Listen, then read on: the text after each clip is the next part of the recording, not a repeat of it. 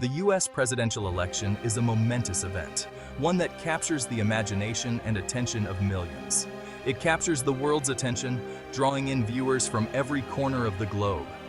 Every 4 years, Americans head to the polls to elect their leader, a process that is both a right and a responsibility. This leader, the President of the United States, is often considered the most powerful person on earth, wielding significant influence. The election process is complex and fascinating, involving primaries, debates, and a general election. It is a testament to American democracy.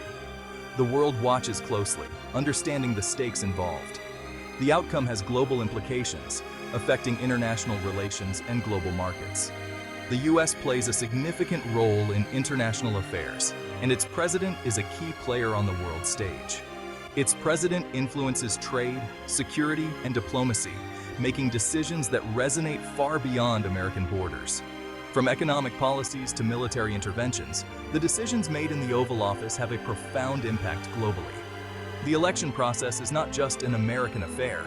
It is a global event that everyone watches with bated breath. It is a global event with far-reaching consequences, influencing policies and decisions worldwide.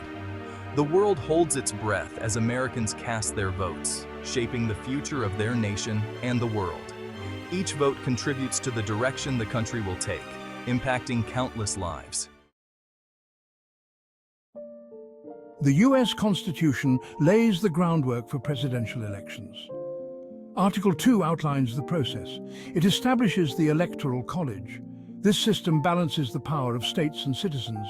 The 12th Amendment clarifies the electoral process. It was added after the contested election of 1800. It ensures a smoother process for choosing the president and vice president. The Constitution aimed to prevent tyranny. It also sought to create a strong union. The framers designed a system that reflected these goals. The Electoral College, though often debated, remains a cornerstone of this system. The election year kicks off with primaries and caucuses. These are intra-party contests. They determine each party's nominee. Primaries are like regular elections. Voters cast ballots for their preferred candidate. Caucuses are different. They involve party members gathering in meetings. They discuss and debate candidates. Iowa and New Hampshire are crucial early states. Their results can influence the race. States like California and Texas hold their primaries later. These states have a large number of delegates. They can significantly impact the nomination race. The primary and caucus season is a long and arduous process. It tests the candidate's stamina and appeal. After the primaries and caucuses, each party holds a national convention. These events formally nominate the party's presidential and vice presidential candidates. Delegates from each state cast their votes based on the primary and caucus results. Conventions are highly publicized events.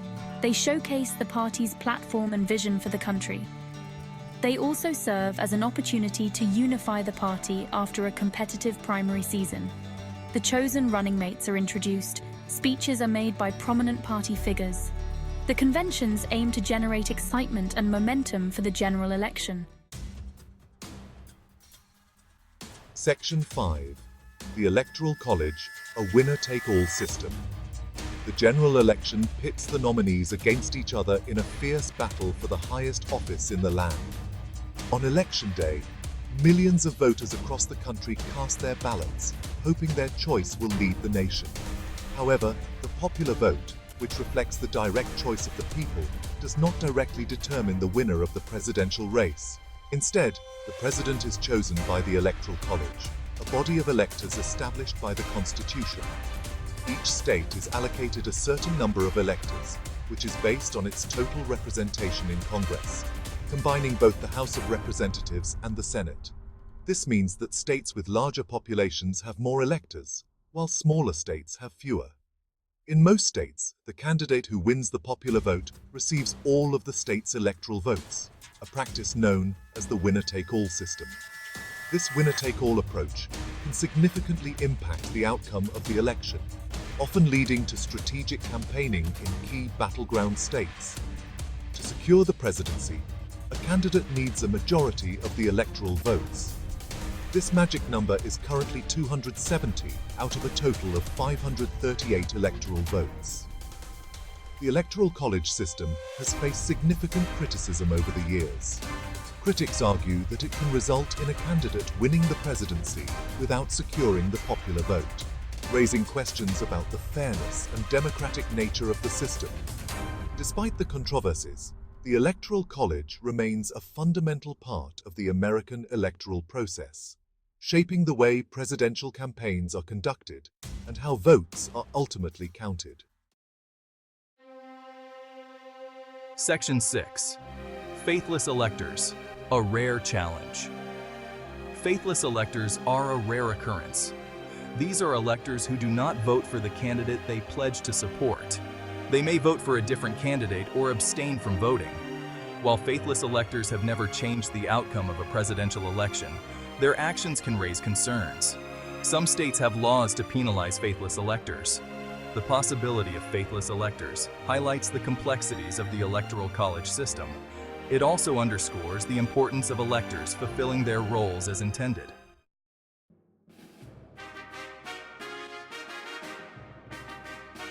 Section 7, Congressional Certification, the final step.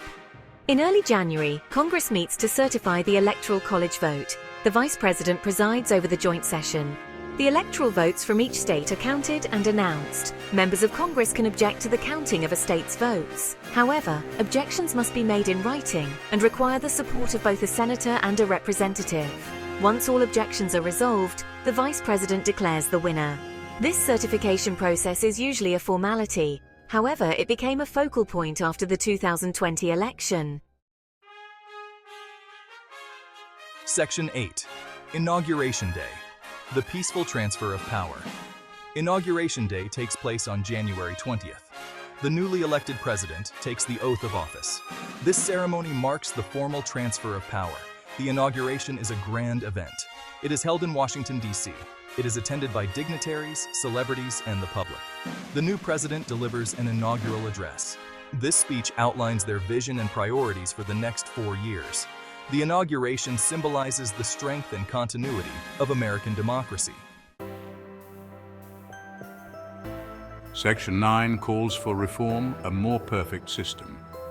The US electoral process has been subject to ongoing debate and calls for reform.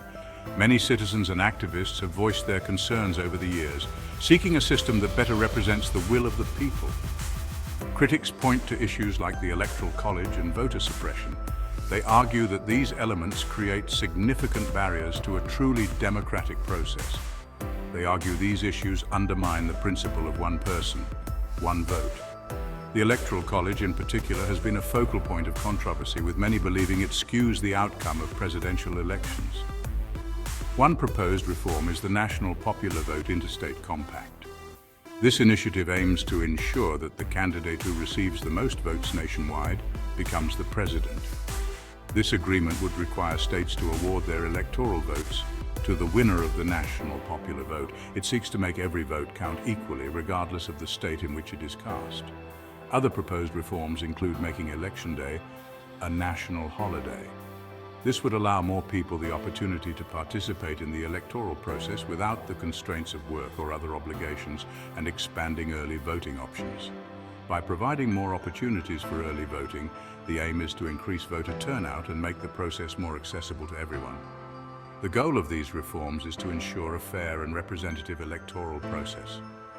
Advocates believe that by implementing these changes, the US can move closer to a more perfect system of democracy, where every citizen's voice is heard and valued. Section 10, Swing States, the battleground for victory. Swing states play a crucial role in US presidential elections. These are states where the vote is closely contested between the two major parties. Candidates often focus their campaigns on winning over voters in swing states. Examples of swing states include Florida, Ohio, and Pennsylvania. The demographics and political leanings of these states can vary. This makes them unpredictable and important battlegrounds. The outcome in swing states can determine the overall winner of the election. Candidates and their campaigns invest significant resources in courting voters in these key states.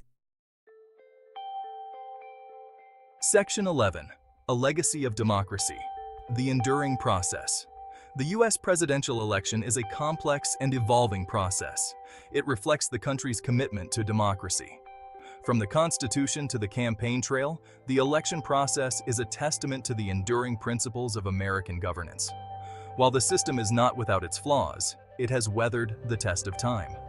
The peaceful transfer of power, a hallmark of American democracy, continues to inspire the world. The journey to the White House is a testament to the power of the people and the enduring legacy of democracy in the United States.